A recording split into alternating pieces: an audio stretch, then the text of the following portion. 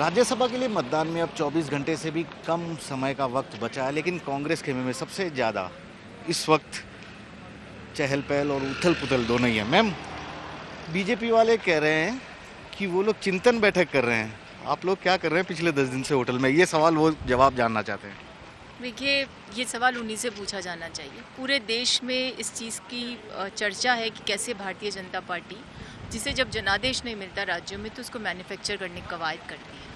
आपने देखा गुजरात में उन्होंने हमारे विधायकों के इस्तीफे करवाए। मध्य प्रदेश में कोरोना की त्रासदी के बावजूद सरकार नहीं बनी, तब तक लॉकडाउन नहीं हुआ देश में। तो सारी परिस्थितियाँ सबके सामने हैं। खुद माननीय मुख्यमंत्री महोदय ने कहा कि कुछ कोचिंग के एडवांसेस हुए इनकी तरफ से, कुछ हॉर्स ट्रेडिंग की कवायद हुई है। तो ऐसे में चूँकि चुनाव आसन था, ट्रेनिंग की आवश्यकता भी होती है नए विधायकों को, साथ में बैठ कर के कुछ विमर्श भी किया जाता है। वो सारी कवायद हो रही है। उनका चिंतन नहीं, उनकी चिंता है, क्योंकि उनके मंसूबों पर पानी फिर गया है।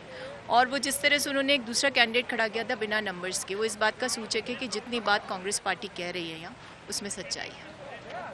एक बार जब इनको यहाँ लाया गया था, सभी विधायकों को एक सवाल आया था कि बीजेपी 25 करोड़ 35 करोड़ रुपए तक देके डोरे डाल रही है।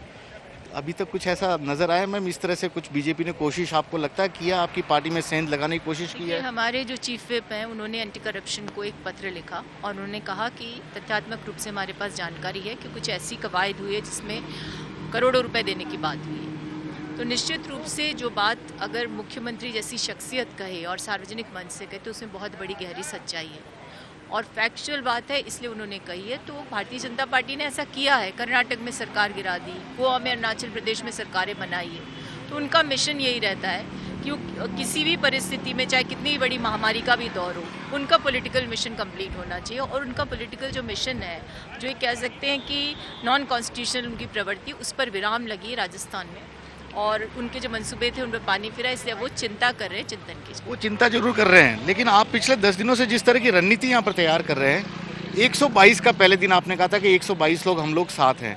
122 के 123 हुए या 121 हुए मैम? देखिए, बिल्कुल अक्षुण्ण हुए हैं हमारे नंबर्स, बिल्कुल इंटैक्ट। और समस्या वहाँ है क्योंकि वहाँ पर धड़े बने हुए हैं। पूर्व मुख्यमंत्री और जो आज की नेतृत्व है, उनमें कोई सामंजस्य नहीं है। और खुद गृह मंत्री को कहना पड़ रहा है कि फर्स्ट प्रेफरेंस जो है फलाने जी को दीजिए, दूसरे को मत दीजिए। तो ये परिस्थितियाँ उनके अपराध बोध को भी सूचित करती है और ये भी बताती हैं कि उनका जो मिशन था फेल हो गया। मिशन फेल हुआ। कांग्रेस के लिए क्या उम्मीद है कल के लिए अगर देखा जाए? क्योंकि देखिए, बीजेपी को आप भी कम करके नहीं देख रहे हैं, अच्छी तरह से जानते हैं कि सरकार किस तरह से बना सकते हैं, गिरा सकते हैं, तभी आप लोग यहाँ पर एकजुट हैं।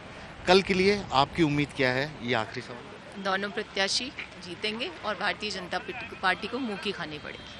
बीजेपी को मुंह की खानी पड़ेगी, कांग्रेस मीडिया चेयरपर्सन का साफ तौर पे कहना। और कई मुद्दों पर खुलकर बातचीत की कि किस तरह से कांग्रेस अपने एकजुट रखी हुई है। विधायकों को नंबर जहां तक बढ़ने की बात है, इनका कहना है कांग्रेस के पहले दिन 122 विधायक, चाहे उसमें निर्दलीय भी हैं, कांग्रेस के भी विधायक हैं, बीएसपी से शामिल होने वाले विधायक हैं, तो उनकी संख्या में न तो कमी हुई है न बढ़ोतरी हुई है। यानी कि अभी तक कांग्रेस से न तो कोई विधायक टूटा है, न ही कोई नया शामिल हुआ। कैमरामैन दिनेश कुमार के साथ श्रीवत्सन, जयपुर न्यूज़ 24।